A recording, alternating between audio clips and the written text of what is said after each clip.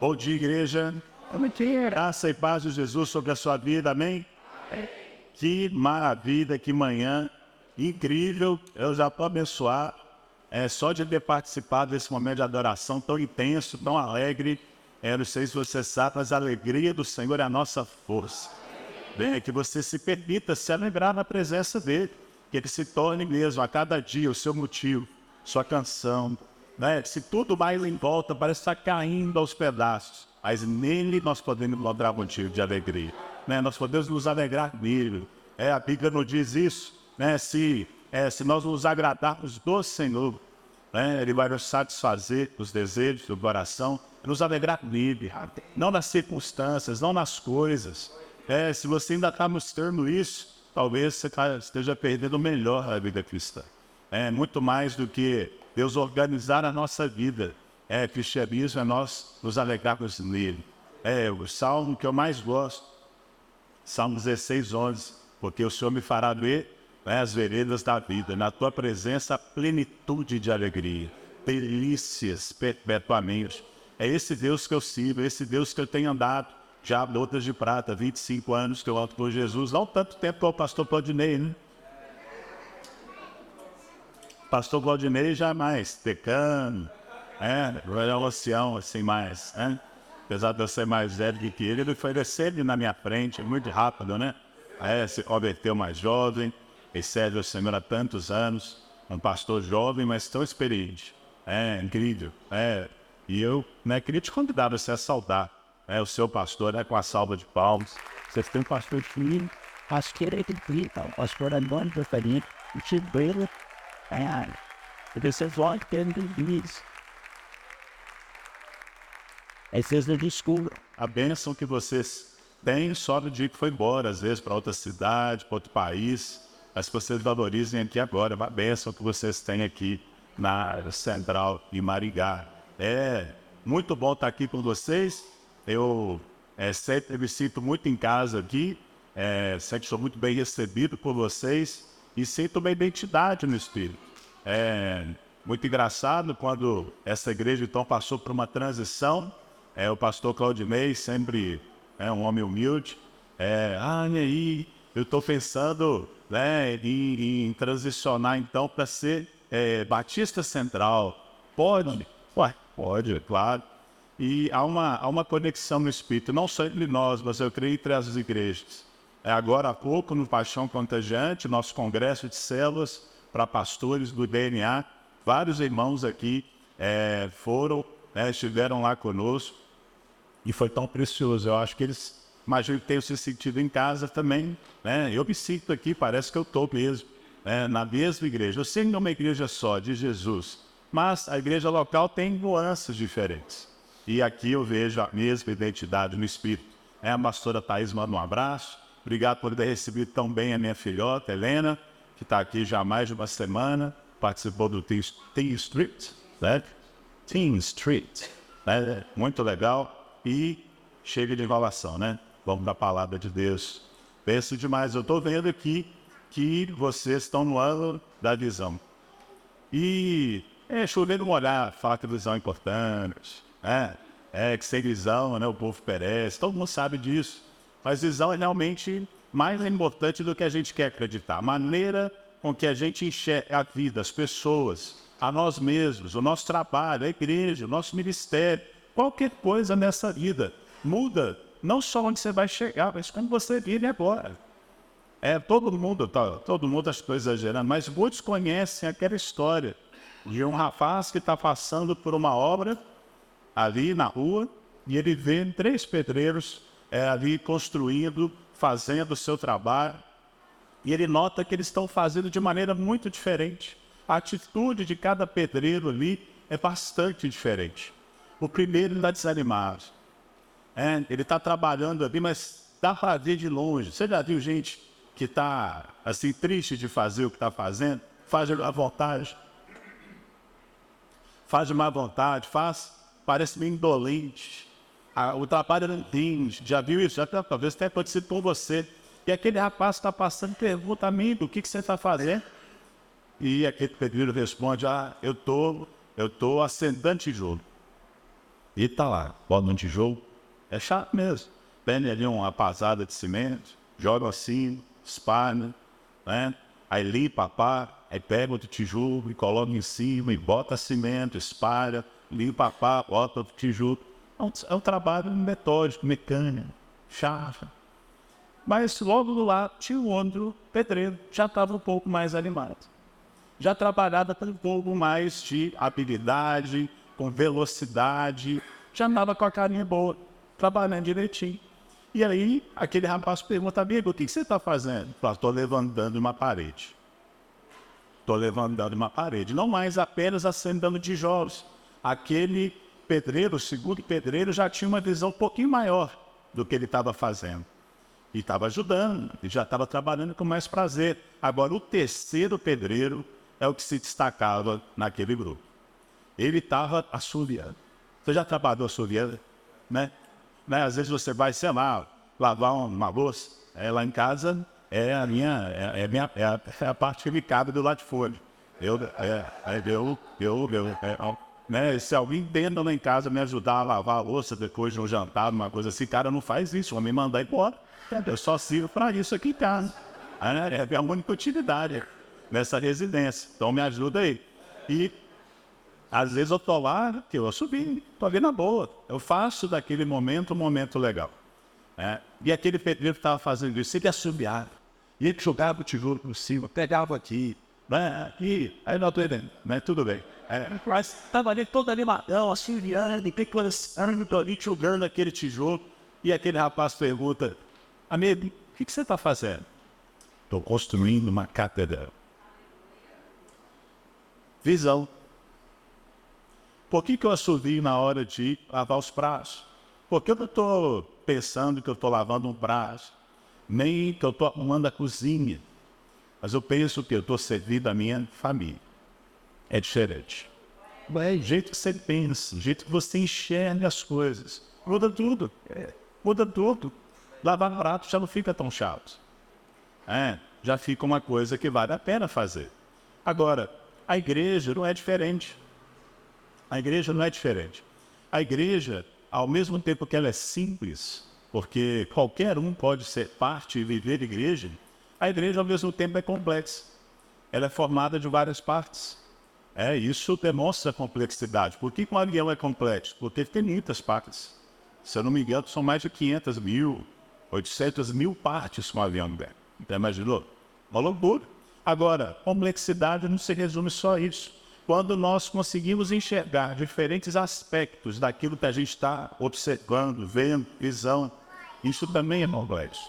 E quando a gente, na igreja, a gente consegue enxergar apenas um pedacinho dela, não é de se admirar que a gente não consegue colocar o nosso coração na igreja.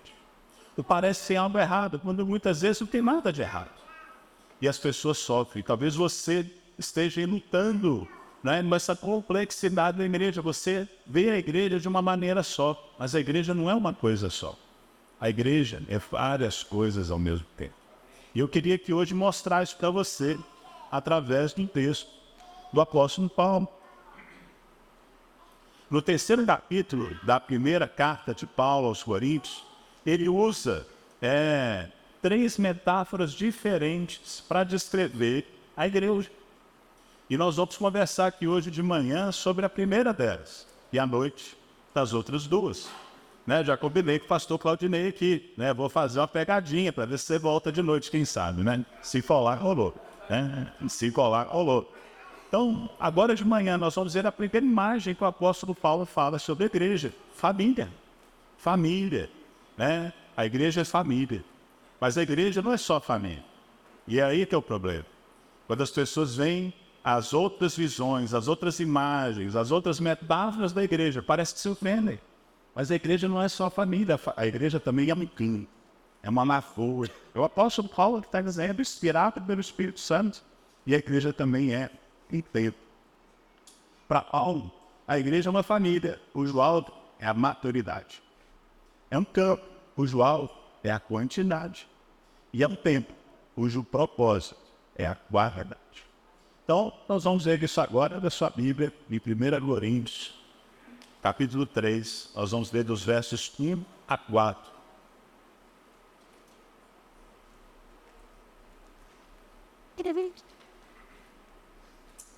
Irmãos, não vou de falar a vocês como a espirituais, mas como a carnais, como a crianças em Cristo. Dei a vocês leite e não alimento sólido, pois vocês não estavam em condições de recebê-lo. De fato, vocês ainda não estão em condições, porque ainda são carnais. Porque, visto que a inveja e divisão entre vocês não estão sendo carnais e agindo como mundanos, pois quando alguém diz eu sou de Paulo e outro eu sou de Apolo, não estão sendo mundanos? Para aí.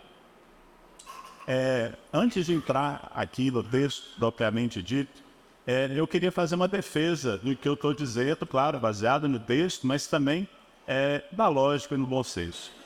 Propósito da família, se você fosse parar para pensar aí agora, qual seria? Você pode pensar proteger, você pode pensar cuidar, prover. Tem muitos propósitos também, não é verdade? Mas o apóstolo Paulo faz a defesa de apenas um ponto. Não importa. E a maturidade faz muito sentido, porque o propósito da família vai muito além de proteger e cuidar. Até o proteger e cuidar tem um propósito maior. Levar a família à maturidade. Os filhos à maturidade. Aqui eu estou falando de pais e filhos. Quem aqui é pai? Quem é mãe? Levanta a mão para ver. Muitos. Maioria. Você se daria satisfeito se você consegue dar uma boa casa para os seus filhos, uma boa escola, boa educação, boas férias, bom lazer, boas roupas. Você consegue então cuidar muito bem dele, você consegue protegê-lo. Ele tem aplicativo no celular que você sabe onde é que ele está. Você não deixa ele andar em más companhias. Você estaria satisfeito se o seu filho, aos 20 anos de idade, ainda precisasse que você trocasse a roupa dele? Sério. Que você precisasse dar comida na boca dele aos 20? Eu sei que hoje tem uns caras de 50 que namoram com o papai e com a mamãe, né? Mas tudo bem. Mas você não se daria satisfeito. O alvo de um pai e de uma mãe, equilibrar, é formar o seu filho de maneira madura para que ele possa então viver a sua própria vida. Esse é o grande propósito de uma família. E aqui o apóstolo Paulo está falando exatamente de maturidade. Ele está falando então que os coríntios são como criancinhas ainda, imaturos. E o primeiro princípio que eu quero destacar aqui, Paulo não está de maneira nenhuma defendendo que existem duas categorias de crentes. Crentes carnais e crentes espirituais, maduros e imaturos. Não nesse sentido. A tese muito difundida de que o crente carnal é possível que ele tenha recebido a Cristo como Salvador, mas ainda não como Senhor. Que ele está justificado dos seus pecados, mas ainda não está se santificando. Que ele é salvo, mas ainda não obedece a Cristo. Isso é uma falácia, isso é mentira, isso é um falso ensino. Aquele que ainda não recebeu a Cristo como Senhor, nunca o recebeu como Salvador. Essa é a grande ênfase do Novo Testamento, é o senhorio de Cristo. Quírios, se Cristo não é Salvador, Cristo não é Salvador de quem ainda não é Senhor. Se ele ainda não é seu dono, se ele ainda não governa a sua vida, não é possível que ele tenha de salvar. O Spurgeon, considerado o príncipe dos pregadores, ele diz: a graça que não te transforma, que não te santifica, ela também não te salva. É impossível, é complemento do outro. Se Jesus ele não está no volante da sua vida, ele tampouco entrou no seu carro. Tem gente que acha que dá uma novidade de Jesus para dar uma volta com você, na sua vida, a sua maneira. E muitos cristãos se iludem, ou pseudo-cristãos, se iludem, achando que, eu vou usar a palavra, assim, o jargão, tipo uma cultura gosta. Não, eu sou de Jesus, mas não tem problema eu fazer isso aqui ou aquilo ali, não tem problema. Mas eu amo Jesus, não, como assim? Aquele que tem os meus mandamentos e desobedece, esse que me ama. Não adianta, não é intelectual. A coisa passa pelo intelectual, mas é muito além. Não? Ela tem que ser expressa na minha vida cotidiana. Jesus não senta no banco do carona. Ou ele vai dirigindo, ou ele nem entra. Jesus tampouco vai na porta-mala, para você tirar ele de lá de vez em quando. Jesus não é aquela louça chinesa, sei lá, inglesa, importada ou bonita que você tem na sua casa que você tira, né, de vez em quando para as visitas. Não. Jesus ele tem que ser aquele talher de todo dia. Todo dia. Todo dia. Inclusive, se você tem uma louça que você nunca tira, deixa eu te falar, a rainha da Inglaterra já morreu. Ela não vai na sua casa comer dinheiro. Então, tira ela para fora e usa para sua família, né? Senão você vai morrer e vai deixar alguém usar depois de você. Muito triste. Mas, por que então, se Paulo não acha que é possível um crente ser carnal nesse sentido, por que ele está chamando os crentes de Corinto de carnais? A imaturidade, a carnalidade dos crentes de Corinto, a gente pode notar em duas áreas, muito claramente. Imaturidade, em primeiro lugar, é uma consequência de não se ter apetite espiritual. A primeira razão da imaturidade era revelada pela dieta que eles tinham. Paulo está aqui dizendo, olha, eu ainda tenho que dar leite para vocês. Vocês ainda não podem receber alimento sólido. E aqui eu tenho que dar uma paradinha.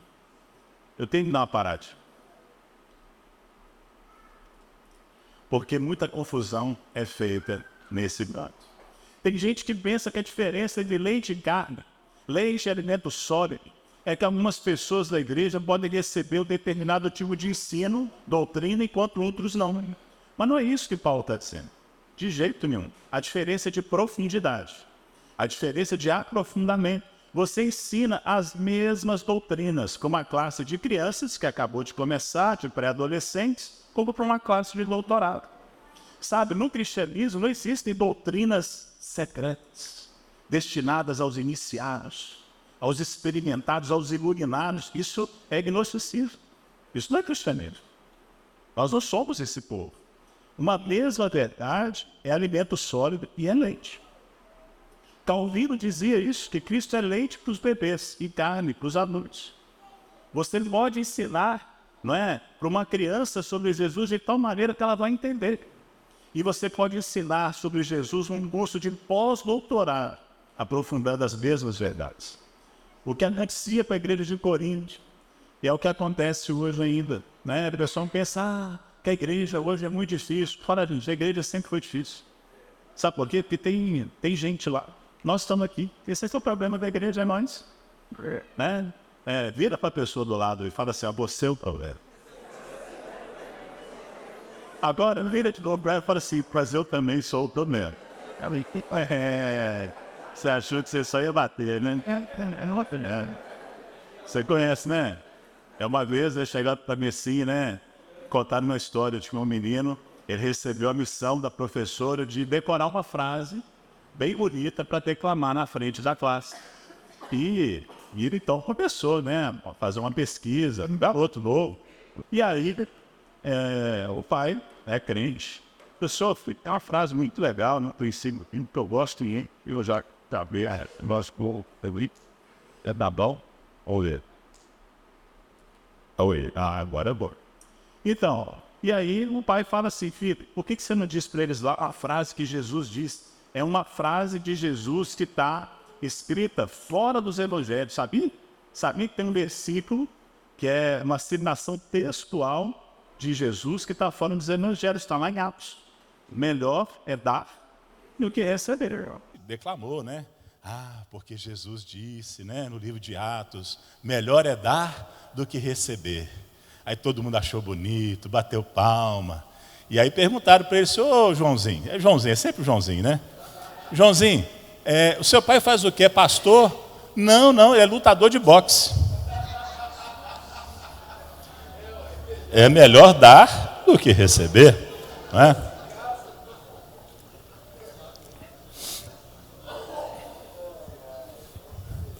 Mas essa historinha vai te ilustrar bem daqui a pouquinho, você vai entender. O que acontecia com a igreja de Corinto é que havia passado muito tempo, desde que eles tinham nascido de novo. E os crentes de Corinto ainda estavam nos rudimentos da fé, estavam nos estágios iniciais. Eles não demonstravam sinais de maturidade no conhecimento, nem na prática da palavra. É por isso que Paulo chama de crianças espirituais. E eu queria que você abrisse comigo rapidamente ali em Hebreus, no capítulo 5, a partir do verso 11, porque aqui o autor de Hebreus, ele explica muito bem essa questão do leite, da criança, da maturidade. Hebreus 5, a partir do verso 11. Quanto a isso, temos muito o que dizer. Coisas difíceis de explicar. Por quê? Porque vocês se tornaram lentos para aprender. Embora a essa altura já devessem ser mestres, precisam de alguém que ensine a vocês novamente os princípios elementares da palavra de Deus. Estão precisando de leite, não de alimento sólido. Quem se alimenta de leite ainda é criança. Não tem experiência no ensino da justiça. Mas o alimento sólido é para os adultos, os quais, pelo exercício constante, tornaram-se aptos para discernir tanto bem quanto mal. Há crentes que nunca passam dos estágios iniciais da fé cristã. Se você vê depois, na primeira carta de João, capítulo 2, você vai ver João falando então de filhinhos, jovens e pais. A Bíblia usa essa figura da maturidade, usando então eu e você, o nosso crescimento, a nossa maturidade aqui na vida. E aqui o autor de Hebreus, de novo, ele está usando a figura da criança. São crentes que não se desenvolvem.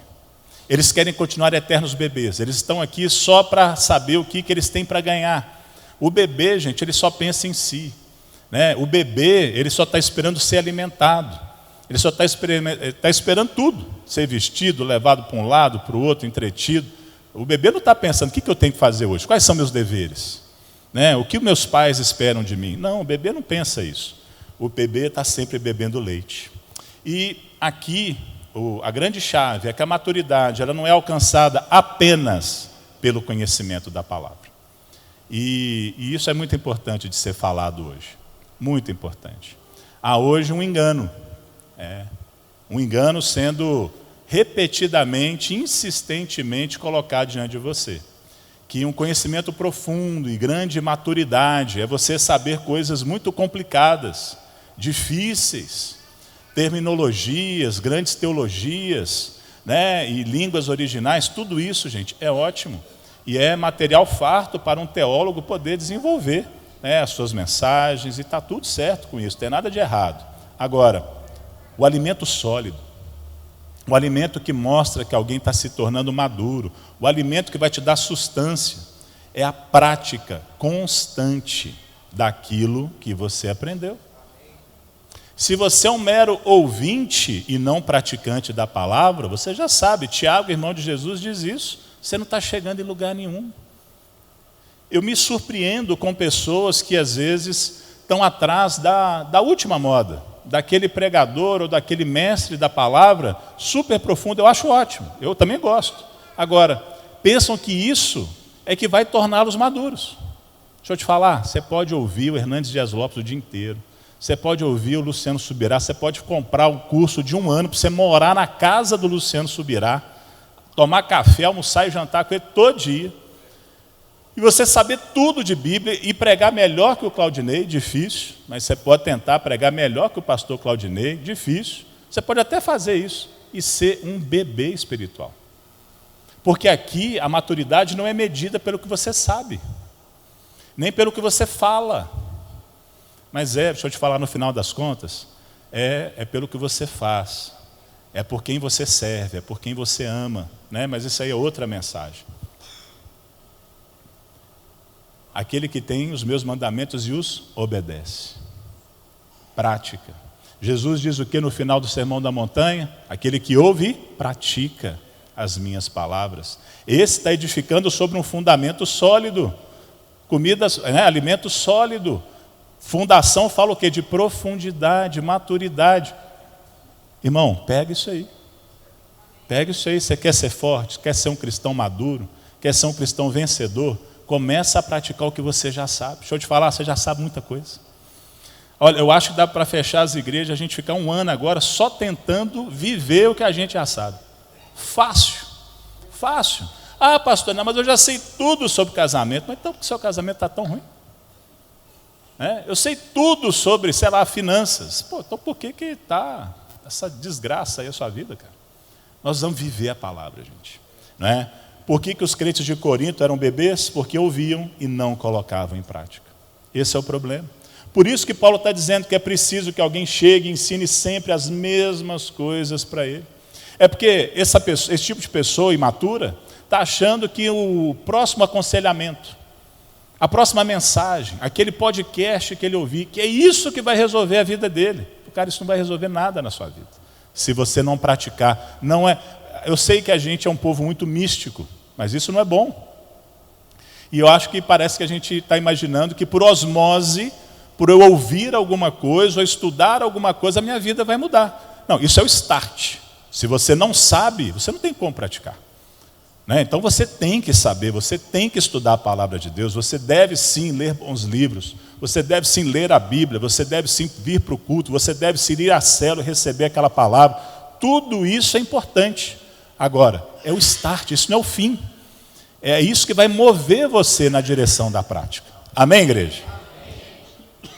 Agora, a imaturidade também é consequência de relacionamentos mal orientados. Quando os crentes deixam de viver em união para formar assim partidozinhos dentro da igreja. Eu preguei aqui há pouco tempo sobre unidade, eu não vou pregar tudo de novo.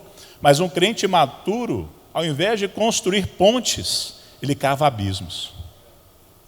Ele, em vez de ser um ministro da reconciliação, ele está sempre envolvido em intrigas, fofocas, grupinhos dentro da igreja. É muito triste.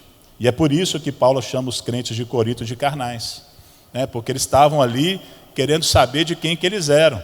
Né? Era de Paulo, era de Apolo, era de Pedro, era de Cristo. Né? Meu Deus, fala, vocês são carnais demais, vocês são criancinhas demais.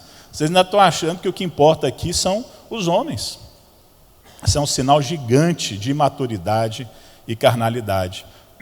Talvez aqui dentro não vai ter esse tanto de líderes para vocês seguirem, mas hoje nós temos líderes em todos os lugares. Aí no seu bolso deve ter uns 30 líderes disputando o seu coração, a sua atenção, a sua fidelidade. Né? E qual deles que você vai obedecer? Está aí no seu bolso, está na sua mídia social, está aí no YouTube, está no Instagram, está em todo lugar. E aí, você é de quem? Você é aqui do pastor e da pastora que Deus deu para vocês? Ou você é do outro pastor? Eu não estou dizendo que você não pode ouvir, que você não pode aprender, gente. Aqui você tem um pastor cabeça aberta. Para coisa boa. Para coisa ruim, fecha a porta aí que é fria. Mas é um homem que gosta de conhecimento, de aprender, de estudar. Maravilha.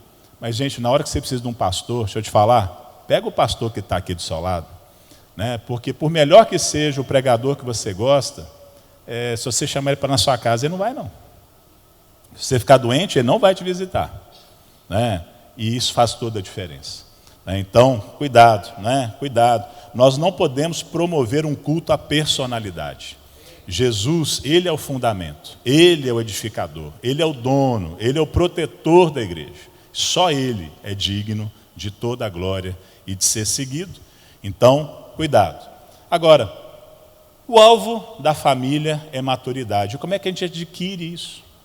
Como que a gente se torna um cristão maduro? E vindo de onde eu venho, e sendo como eu sou, e você já me conhece um pouquinho, você já sabe para onde que eu estou indo. Discipulado. O processo de discipulado é um processo totalmente igreja-família. Totalmente. Ele está querendo, então, promover em mim e você maturidade espiritual. E de tudo que a gente pode dizer sobre o processo de discipulado, em primeiro lugar e acima de tudo, eu preciso dizer, ele é simples. Pode não parecer espiritual, mas simplicidade é vital. Porque quanto mais complexo a gente imagina que o discipulado é, mais ele se afasta do que Jesus fez e daquilo que ele ordenou que a gente fizesse. Complexidade, complicar demais as coisas, é um dos principais obstáculos para muitas pessoas. Começam a achar que então o discipulado você tem que ter um monte de material, de livros, é o livro certo, é a palavra certa, é a sequência certa, tem que ser tantas vezes por semana, é de 1 em 1, é de 3 em 3, é de 20 em 20, não é? Manda, não manda. Meu Deus, é tão complicado que você nem quer começar.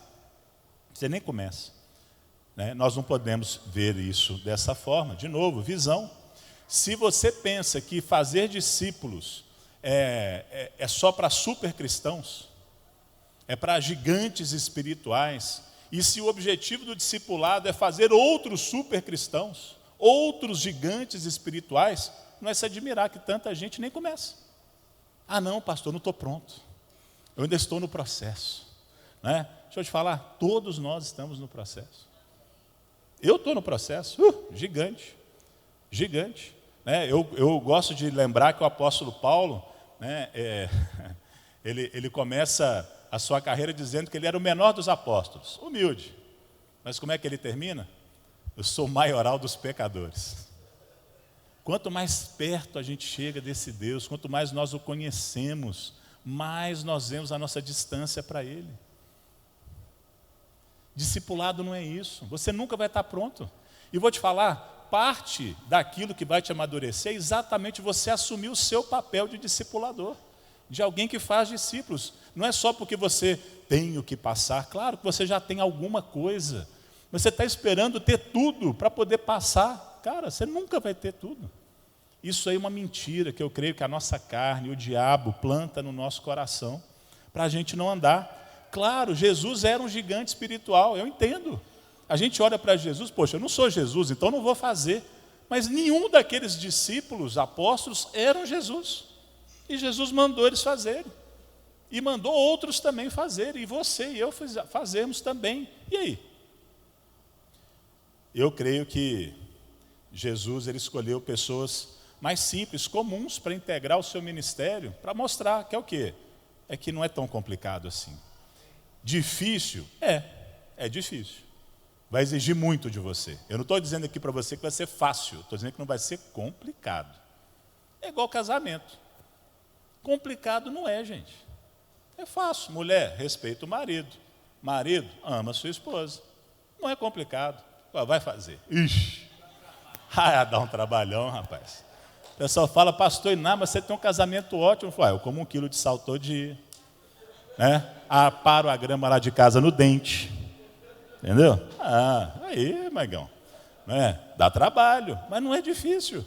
Perdão, atenção, carinho, respeito. Simples. Simples. É assim que é o discipulado. O discipulado é exatamente assim.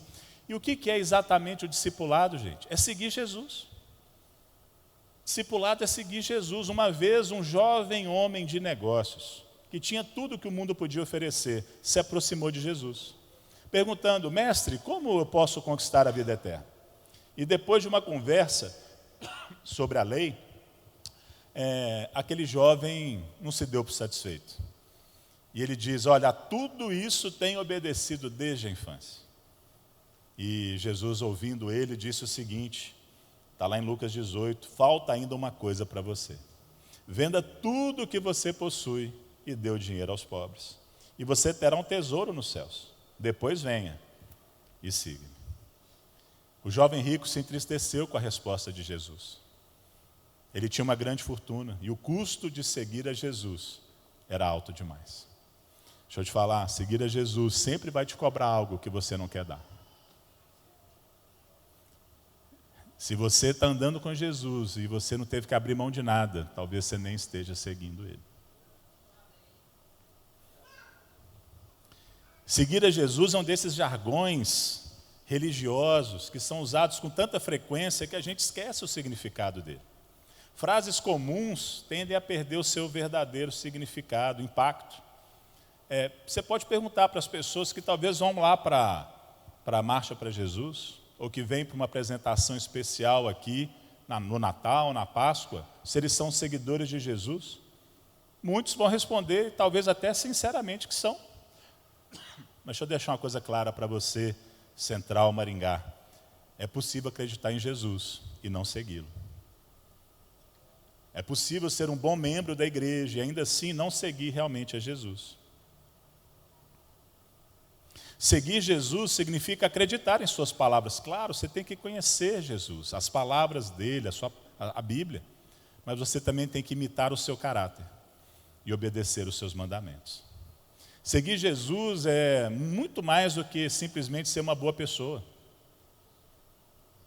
Seguir a Jesus significa renunciar à sua própria vida. Deixar de seguir a sua vontade para seguir a vontade dele. Jesus desenhou. Está difícil de entender? Jesus desenhou. Se alguém quiser me acompanhar, negue-se a si mesmo, tome a sua cruz e siga-me. Negue-se a si mesmo. É a grande mensagem do Evangelho. O Evangelho não é acredite no seu potencial. O Evangelho não é, sei lá, bote um propósito, você vai alcançar. Gente, ainda que haja alguma verdade nessas afirmações, isso não é o Evangelho. Isso aí é o que hoje tem sido chamado de teologia do coaching, que tenta levantar você, que tenta te fazer falsas promessas, que nunca vão entregar. E, embora Jesus e os seus discípulos nos forneçam um modelo do discipulado cristão, tem uma diferença fundamental aqui. E eu acho que eu vou falar isso aqui para te ajudar. Aqueles 12, gente, que seguiram Jesus, estavam seguindo Jesus. Vamos combinar que era mais fácil? Bem mais fácil. Muito mais fácil. No nosso modelo de discipulado aqui hoje, aqui na Central Maringá, os membros não são considerados discípulos, seguidores do pastor Claudinei, ou de um líder de célula. Mas nós somos todos nós, inclusive o líder de célula e o pastor Claudinei, a pastora Mônica, discípulos e seguidores de Jesus. Nós continuamos todos seguindo a Jesus. Esse modelo, se você está debaixo da autoridade de quem? Você está beijando o anel de quem? Isso não existe. Isso não é só uma questão de palavras, gente. Isso é tudo. É tudo. Há modelos celulares que naufragaram no mundo inteiro por causa exatamente disso. Começaram a querer dar uma autoridade para as pessoas que é só de Jesus. Agora, se isso aqui é verdade, gente, se você, como um discipulador, um líder de célula, ninguém está ali para ser o seu seguidor, gente, isso facilita demais o seu trabalho. Você entende? Tira um peso isso tira um peso de mim. Tem coisas, às vezes, que eu não consigo resolver, que eu não consigo atender. A pessoa tenta marcar um horário comigo e não consegue. E aí depois ela me manda uma mensagem, pastor, não precisa mais não, resolvi. Antigamente eu ficava triste comigo. Puxa, eu queria tanto estar lá e ajudar. Hoje eu penso diferente. Falei, gente, graças a Deus que eu não ajudei. Agora essa pessoa aprendeu a resolver sozinha. Olha que maravilha, cresceu, amadureceu. Não precisa mais de mim para trocar roupa, nem para escovar o dente, nem para tomar banho. Já sabe fazer sozinha, que coisa boa. Eu não sou Deus, eu não sou Jesus, eu não vou resolver tudo para todo mundo, eu não dou conta, nem quero dar. Eu não quero ser Deus na vida de ninguém. Eu quero sim, como Paulo falou, ser de meus imitadores como eu sou de Cristo. Eu ainda estou tentando imitar Cristo, eu não sou Cristo, é por isso que eu estou imitando, senão eu era Ele.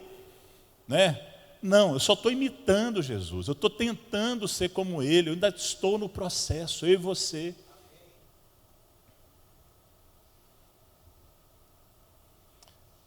Amém, querido?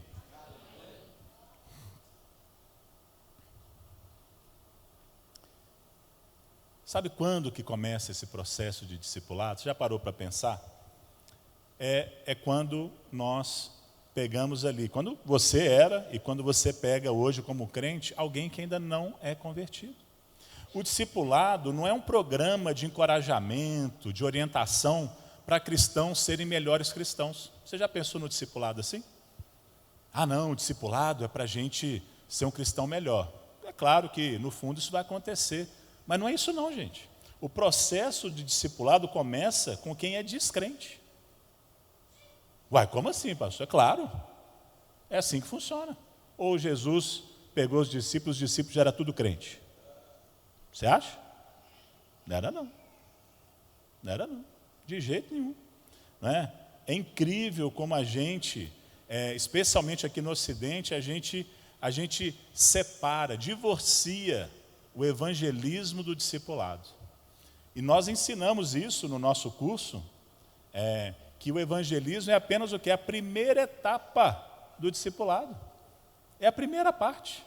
É apresentar Jesus para alguém, não só para aquela pessoa se converter, mas também você no seu crescimento como crente, você aprender a compartilhar a sua fé. Isso também é parte do seu crescimento. Não é bom só para quem vai receber o Evangelho. É bom para você que está compartilhando o Evangelho.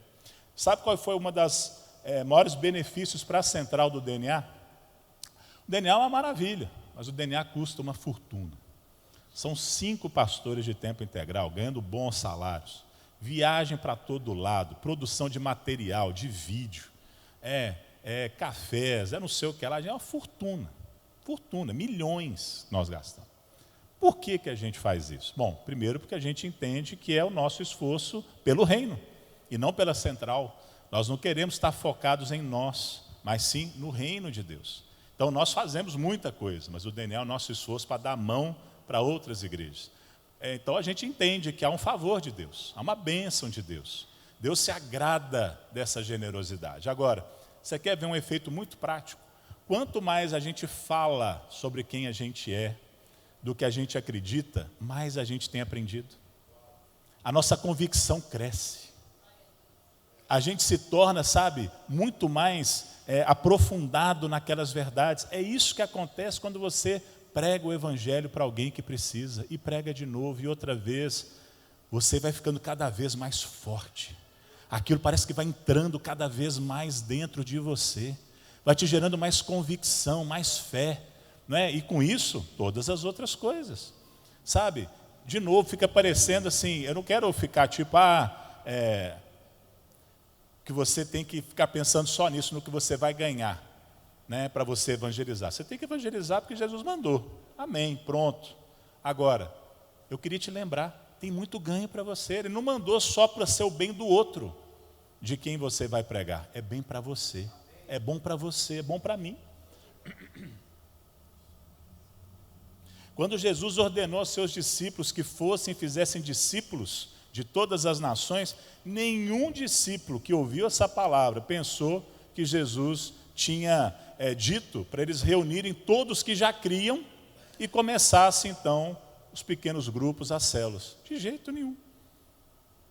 Eles falaram o quê? Jesus quer que a gente alcance quem ainda não está aqui dentro. Isso é discipulado. O discipulado começa aí. É com quem ainda não é. É por isso que a igreja, o próprio nome, é a assembleia, é a reunião daqueles que foram chamados para fora.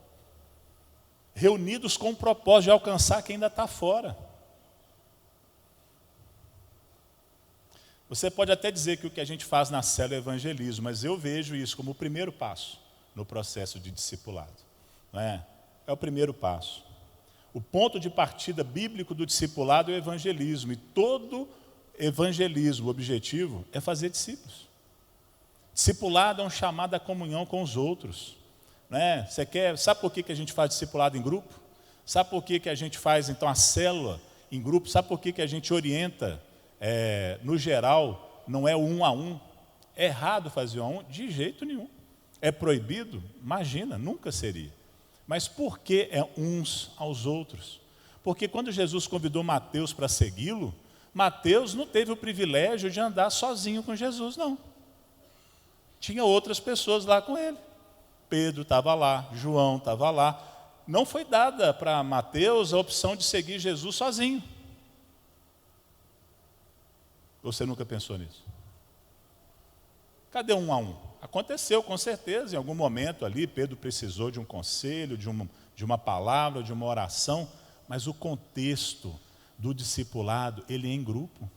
Porque um ajuda o outro, um revela o pecado do outro. Porque eles estão juntos lá, quem que vai ficar à sua direita? Não é? Aí um fica com raiva do outro, aí tem que perdoar, e o outro tem que se humilhar. É assim que funciona o discipulado. Nós temos que estar envolvidos. Essa obsessão com o indivíduo, não é? Deixa eu te falar, o discipulado sempre foi um projeto de grupo. Ninguém no Novo Testamento seguiu a Jesus independente de outros seguidores. Todos viveram a sua fé em comunidade. Então, se alegre de viver uma igreja que vive esse princípio bíblico de maneira tão eficiente. O termo mais comum para isso na Bíblia é comunhão, que se você for resumir, é um relacionamento centrado em Cristo. Né? Em Cristo. De vez em quando, é claro, gente, de novo, Jesus devia levar alguém para o ladinho, mas esse discipulado individual nunca foi a principal estratégia. Ele os discipulou sempre como um grupo. E não tem lugar melhor, não tem ambiente melhor para que pessoas cresçam em maturidade na fé, caráter e sabedoria do que numa célula.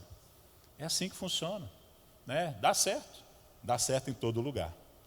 Rapidamente aqui, eu queria definir o que o discipulado não é. Eu falei um pouco do que ele é. Quer saber o que ele não é? Discipulado tem nada a ver com autoridade espiritual.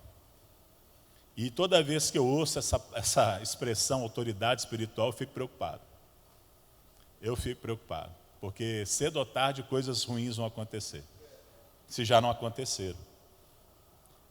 No excelente livro Wiki Church, Wiki não de fraca, nem de semana, mas Wiki igual de Wikipédia, né? Wikipedia, o autor, Steve Murrell, ele apresenta um princípio muito interessante. Ele pega lá Mateus 28:20, lembra? Quando Jesus ordena aos seus discípulos para irem e fazer discípulos de todas as nações. Lembra disso? Você lembra aí?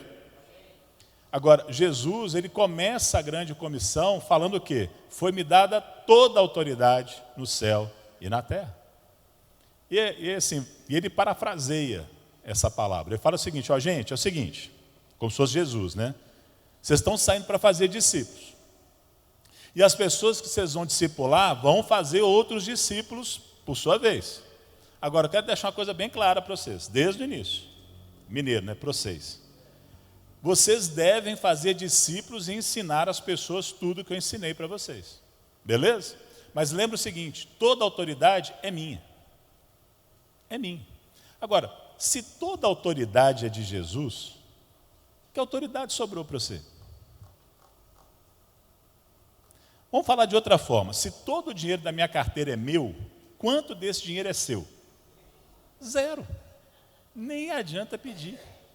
Não vou emprestar. Estou mal hoje. Brincadeira. Então, de novo, gente, se toda a autoridade é de Jesus, quanta autoridade nós temos? Nenhuma. O discipulado não é um processo de autoridade, de dominância.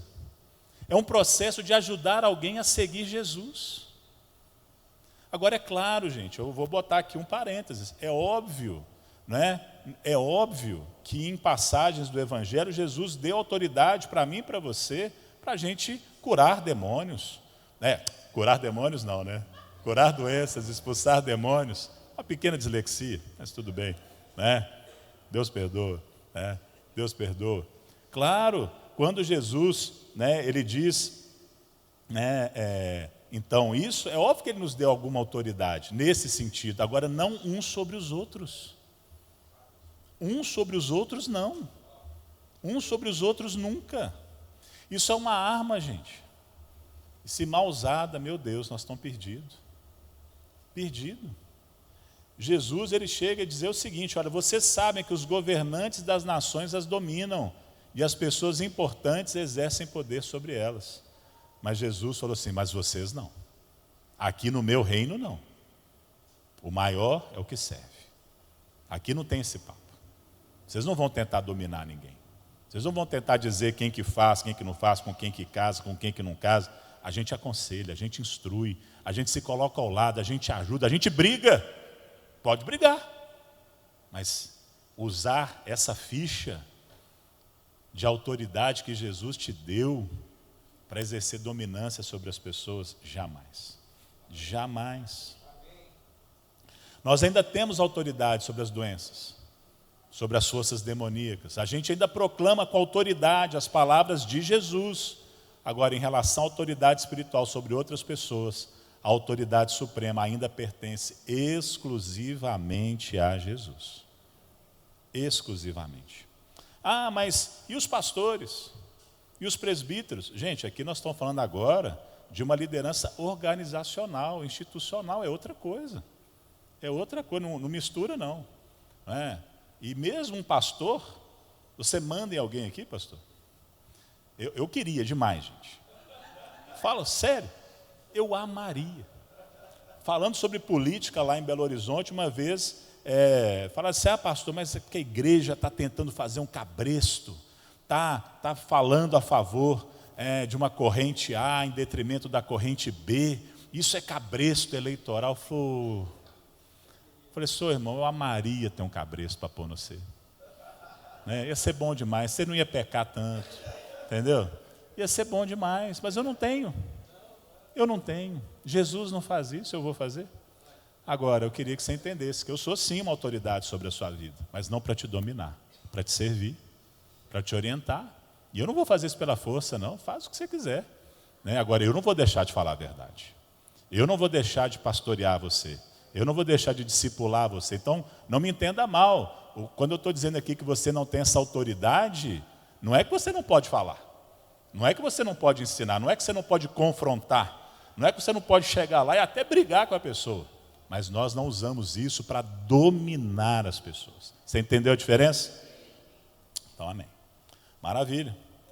Chegando já quase no encerramento. Discipulado é um relacionamento. Discipulado baseia-se na construção de 3 relacionamentos-chave. Primeiro é com Deus. Tem como ser um discípulo e fazer discípulos sem ter um relacionamento com Deus. Começa tudo aí. O Steve Murrell chama isso de caminho. Depois nós temos que desenvolver um relacionamento com os não crentes. Ele chama isso de pesca. E com o povo de Deus. E aí então nós chamamos isso comunhão. Nós, aqui como igreja, nós não estamos pensando em algo complexo, em descrições de trabalho, organograma. Sabe como é que é discipulado, gente? É relacionamento, é orgânico. É por isso que eu não consigo assim entender muito, você vai pegar esse cara aqui, você vai discipular ele. Num caso extremo, acho até que pode, mas isso ser a metodologia. Você chegou na igreja, então vou te apontar um cara para ser o seu discipulador, mentor, seu confessor. Mas não tem intimidade, não tem afinidade, não combina. Relacionamento não é assim. Não é assim, não pode ser forçado. Nós começamos relacionamentos sinceros, autênticos, nos importamos. Agora, sabe por que a gente foge disso? Sabe por que no fundo, a gente quer um método? A gente quer uma fórmula, a gente quer um livro, a gente quer uma classe, a gente quer uma sala de aula. Porque relacionamento dá trabalho demais. Era tão mais fácil, pastor.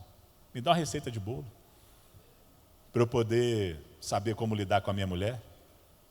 Homem, eu já vou te dizer de cara, mulher não foi feita para entender, foi feita para amar. Se você ainda está tentando entender sua mulher, você está perdendo seu tempo. Não tenta entender, não. Só ama, só cuida. Pronto. Acabou. Mas sabe, relacionamento é difícil mesmo. É difícil. É por isso que tantos crentes, pastores e igrejas fogem disso. Porque a gente é muito mais fácil.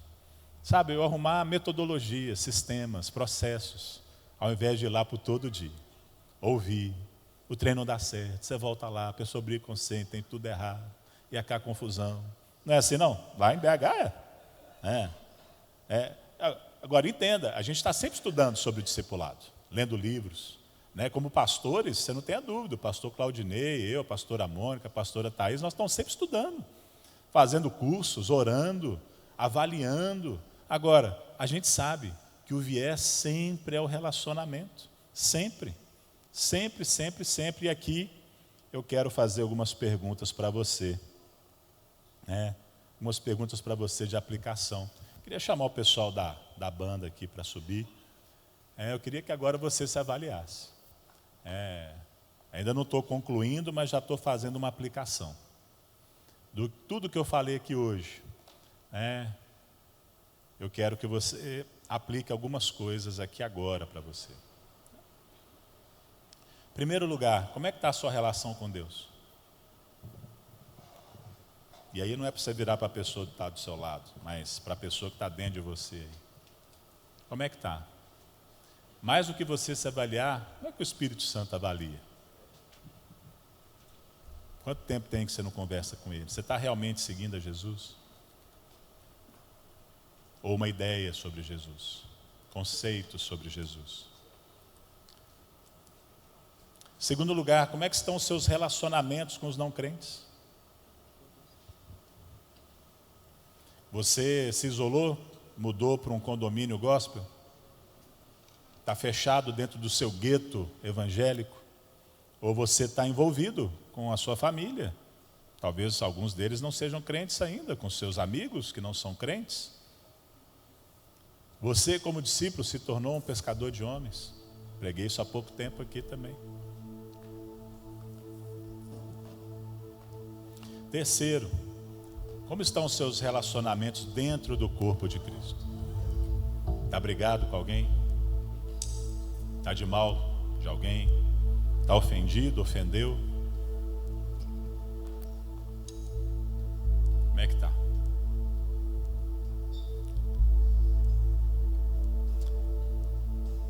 Fazer discípulos não acontece assim de maneira mágica. São esses 3 relacionamentos primordiais que definem um discípulo de Jesus. E se isso estiver funcionando, vai ser difícil você não se reproduzir na vida dos seus filhos, no seu casamento, na sua família, por onde quer que você ande, que você faça discípulos mesmo.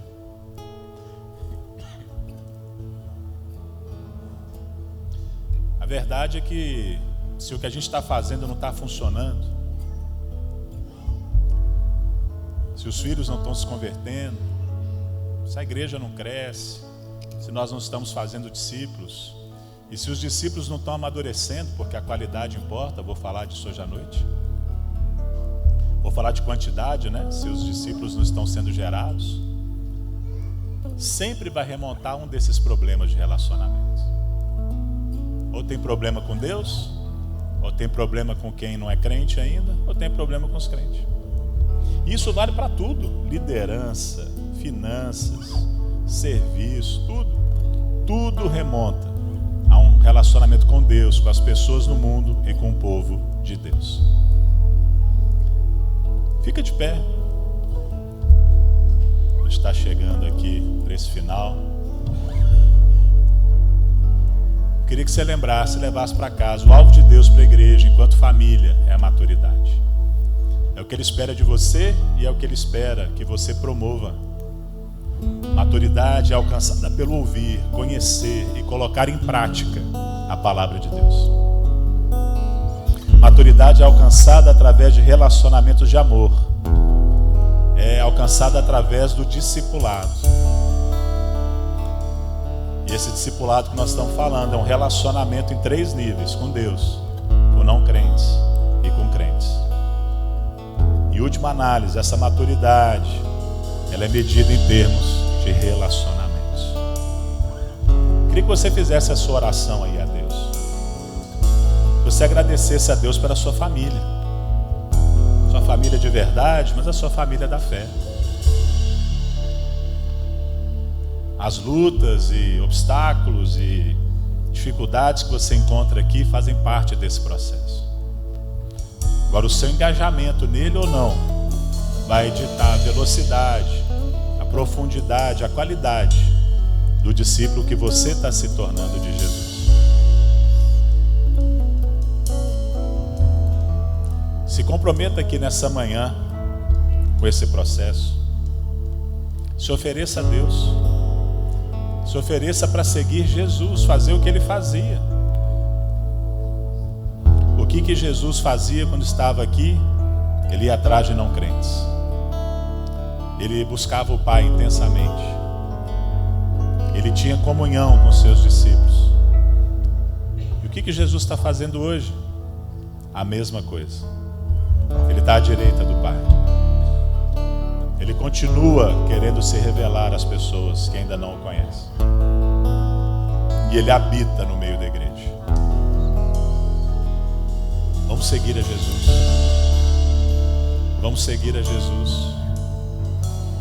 É mais do que vir num culto. É mais do que ir numa célula. É mais do que fazer um programa. É novo estilo de vida. É nova visão. A visão da igreja como ela realmente é, e ela é mesmo, família. Família.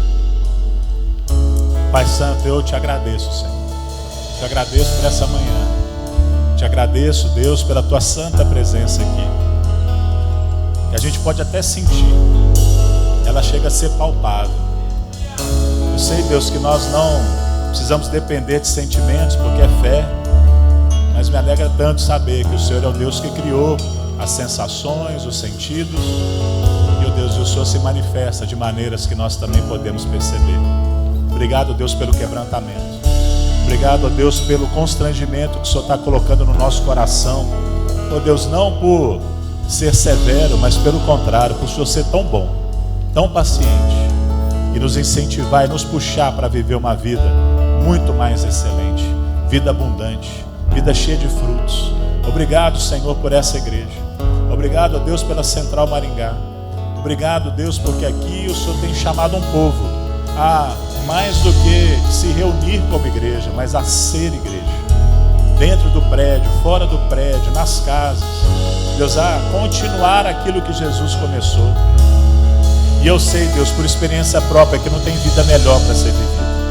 Não tem nada mais excelente na vida do que seguir o Senhor.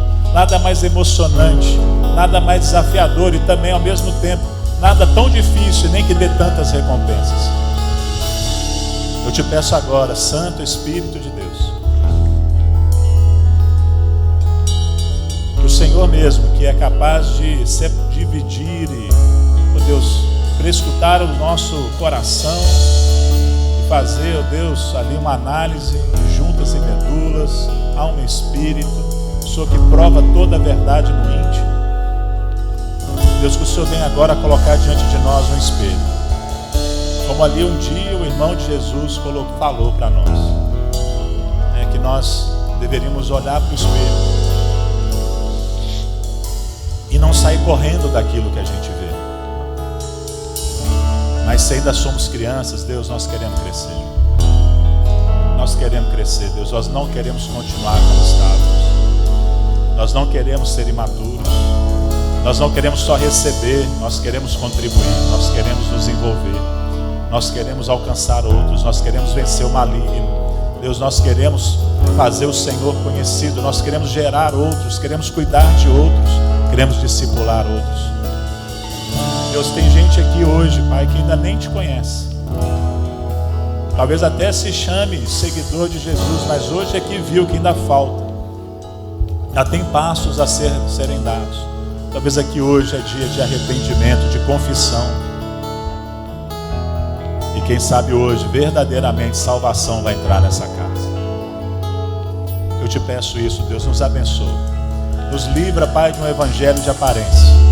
Nos livra, ó Deus, de um evangelho de religiosidade. Nos livra, ó Deus, de um falso evangelho, de uma falsa sensação de salvação. Ó Deus, nos livra disso, Senhor. Nós queremos, Pai. Nós queremos sim andar de verdade com Jesus. Oh Deus, obrigado, Pai. Obrigado por esse chamado excepcional. Obrigado, Deus, por esse convite que, por mais irrecusável que seja, muitos têm simplesmente balançado a cabeça e não têm feito, não têm seguido. Pois nós aqui hoje, como igreja, um ajudando o outro com a sua fé. E eu creio que isso acontece, Deus. Tem hora que no meio do grupo, pode ser que um mais desanimado puxe o outro, mas aqui hoje não vai ser assim.